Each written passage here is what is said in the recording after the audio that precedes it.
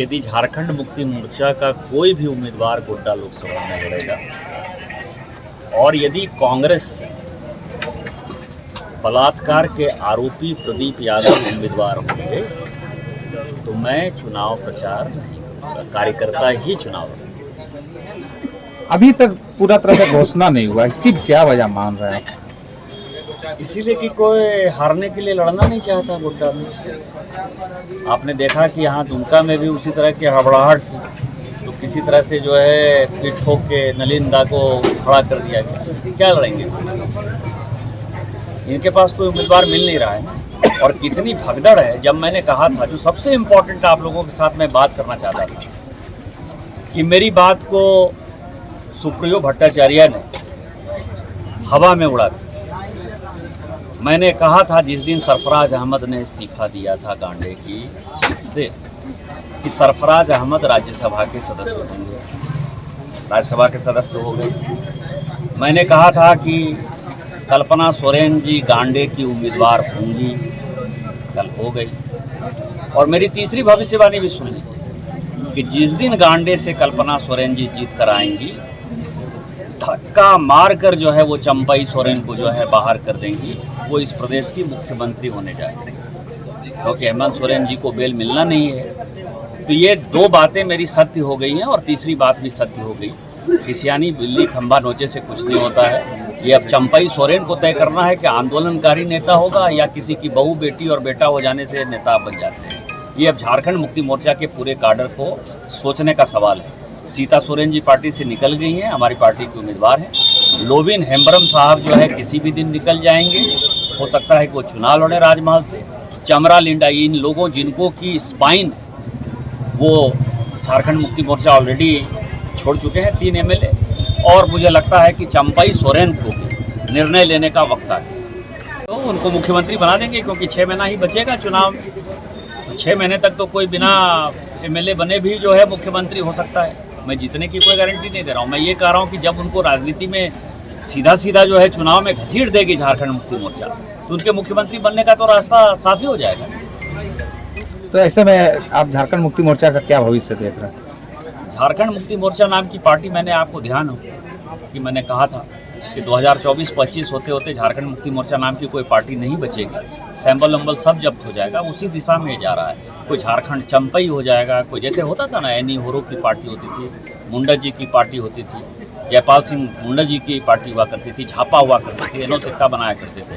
उसी तरह से आप मान कर चलिए ये झारखंड मुक्ति मोर्चा जो झारखंड मुक्ति मोर्चा सोरेन, झारखंड मुक्ति मोर्चा चंपई, झारखंड मुक्ति मोर्चा मथुरा, झारखंड मुक्ति मोर्चा लोबिन, कम से कम 5-6 भागों में ये पार्टी विभक्त होती है। सीता सोरेन अभी लगातार अपने पति के मौत की जांच की मांग कर रही है, तो आप कितना साथ हैं उनका? ये तो मैं 2009 से ही कर रहा हूँ। मैं तो 2009 से, मैं आपको बताऊं कि किसी भी व्यक्ति की अस्वाभाविक मौत यदि होती है तो बिना पोस्टमार्टम के आप उसको कैसे जला देते? पोस्टमार्टम होना चाहिए था ना। कोई आदमी तरोताजा था। 16 तारीख तक चूंकि मेरे खिलाफ चुनाव लड़ रहे थे तो मुझे पता था कि वो जबरदस्त कैंपेन कर रहे हैं। कोई आदमी रिजल्ट के दिन जो है उन्होंने मुझे बधाई दी थी जब मैं चुनाव जीत गया था।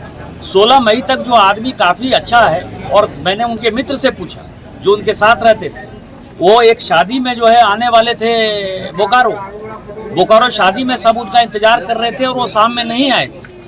तो जो आदमी शादी अटेंड करने के लिए आ रहा हो, जो तरोताजा हो, जो स्वस्थ हो, वो किस परिस्थिति में मर गया? और उनके पीछे जो है लोगों का कहना है कि उनको सर में चोट थी। तो कोई भी आदमी मरेगा तो उसका तो पोस्टमार्टम होना चाहिए, और बड़ा आदमी मरा था। ये अस्वाभाविक मौत है, तो निश्चित तौर पर इसकी सीबीआई इंक्वायरी होनी चाहिए, और जब हमारी सरकार बनेगी तो हम इसकी सीबीआई इंक्वायरी कराएंगे। हेमंत सोरेन की संपत्ति लगातार मिल रही है, अटैच हो रही है, और उसमें कल्पना का भी आपने जिक्र किया है, तो सर तो क्या लगता है किस तरह जा रहा झारखंड? आपातकाल में साया भी साथ छोड़ गया। उनका जो सबसे करीबी मित्र पिंटू श्रीवास्तव, इसी दुमका का, आप देखिए कि उसने बयान दे दिया कि जो कुछ भी किया उसने, वो ज़मीन उसकी है, उस ज़मीन की सारे म्यूटेशन, सारी चार दीवारी का निर्माण, सब कुछ उसने हेमंत सोरेन के कहने पर। इस तरह से हजारों करोड़ की संपत्ति, एक दो संपत्ति नहीं है। ईडी अभी जाएगी तो ईडी उसके तह तक जाएगी। मैं आपको बताऊं कि एक बड़ा अच्छा केस है, इनलैंड पावर है कोई हजारीबाग। इनलैंड पावर करोड़ों रुपया दे रहा है किसको? एक बास्की है हजारीबाग का, झारखंड मुक्ति मोर्चा का, उसके अकाउंट में करोड़ों रुपया जमा हो रहा है। वो करोड़ों रुपया जो है जमशेदपुर की एक कंपनी है अंजैया स्टील, उसको ये जिला अध्यक्ष भेज रहा है। अब ये मेरा मानना है व्यक्तिगत कि वो जो अंजैया स्टील है वो हेमंत सोरेन जी की बेनामी कंपनी है और आज नहीं कल इसका बड़ा डिस्क्लोजर होने वाला है। आप ये बताइए ना कि इनलैंड पावर ऐसा क्या होता है झारखंड मुक्ति मोर्चा के जिला अध्यक्ष को करोड़ों रुपया बैंक अकाउंट में देगा?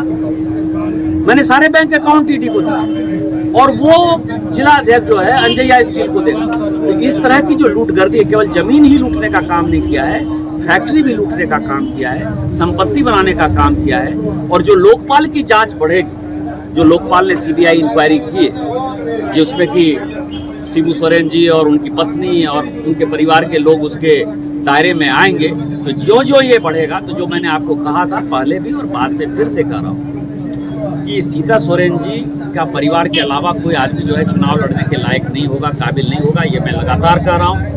ये नहीं कि सीता सोरेन जी हमारी पार्टी में आ गए तो मैं बता रहा हूँ। और दूसरा, जिस तरह से पिंटू श्रीवास्तव ने ये काम किया है, कल्पना सोरेन जी के मुख्यमंत्री बनने के बाद सबसे पहला आदमी जो फिर से सोरेन परिवार से निकलने वाला है वो भाई बसंत सोरेन है। मैं बसंत सोरेन को जानता हूँ, वो बहुत ही मर्द आदमी है और कभी भी जो है वो आंदोलनकारी को छोड़कर अपने पिता की विरासत को अपने भाभी को नहीं सौंप सकता। मतलब चांसेस है कि बसंत भी निकलेंगे वहाँ से? 100% निकल रहे हैं। कहीं कलम कागज है तो लिख लीजिए, जून जुलाई में बसंत सोरेन झारखंड मुक्ति मोर्चा छोड़ देंगे।